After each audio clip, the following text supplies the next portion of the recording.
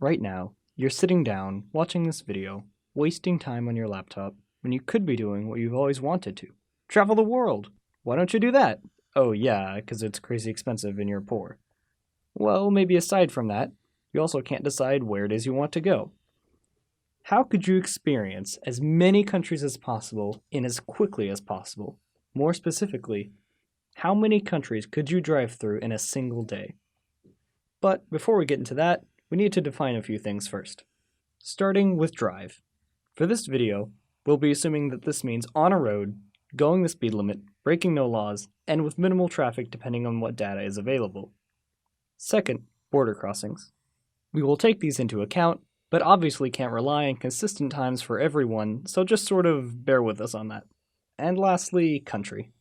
For this video, anything that over 50% of the UN and EU recognize as a country counts as a country. This means places like Kosovo and the Palestine count, while Western Sahara and South Ossetia do not. I look forward to the comments. With all the formalities taken care of, let's dive in. The first route we'll try is in West Sub-Saharan Africa. There's plenty of countries here, and a lot of them are pretty skinny too, just ripe for the passing through. The problem lies in that the infrastructure, while existent, can be poor and is somewhat sparse.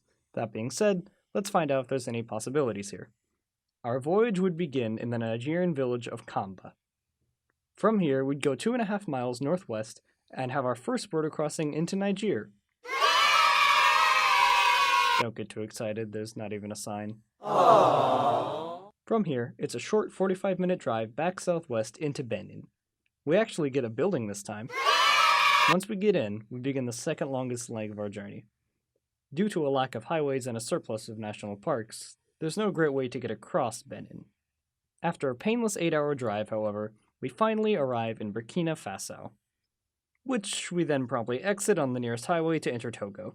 I love this place, we just had to go. Togo, cause it... Oh, no, okay. So once we get through where we had to go, we begin the end of our trip through Ghana. This massive leg takes over 11 hours to complete and finally lands us in our last country, yeah, you can read.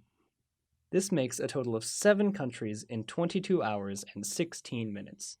A good amount, but not good enough. The record for countries traveled through in a single day is 12. With some improvements and extra logistics, however, I believe that we can extend this route to 13. How? Allow me to explain.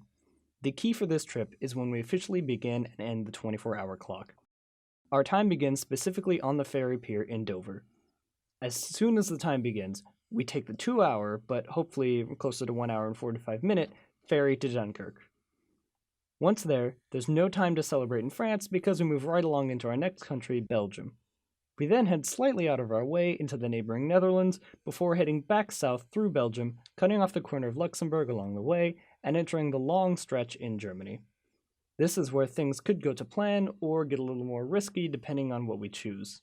We could get us some high speed and save the time on the Autobahn, however we would lose a lot of fuel doing so. This brings me to an as of yet unmentioned detail, gas. Today, the most fuel-efficient car on the market is the 2018 Toyota Prius Prime. It can get around 54 miles to the gallon, which is pretty incredible and useful to us. Stopping for gas takes time, and we don't have that, so we just won't stop. Simple. Assuming we've had a pretty good consumption rate so far, when we pass the town of Wolferscherhofen, we'll have a fuel truck, who got on the highway at that place, pull up alongside the car and refuel on a relatively straight bit of the Autobahn. Even if we could spare 10 or 15 minutes for a traditional fuel up, this would get rid of some risk and stress. Once we've refueled, we exit Germany into Austria, quickly drive on the Swiss side of the border into Liechtenstein, and then re-enter Austria.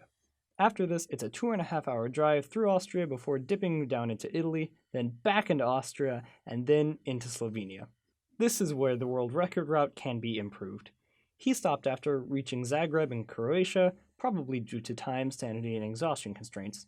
We, however, still have plenty of time and sanity to spare. With these meager supplies, we would make a short, final, just over 1-hour drive into Bosnia and Herzegovina. That makes a total of 13 countries driven to, with luck, in 22 hours and 27 minutes. Not so bad if I don't say so myself. If you eventually do decide to stop wasting your time on YouTube and actually do something with your life, like travel, at least now you know an insane and improbable way of how to spend it. Thanks for watching. I'm Alex Wood.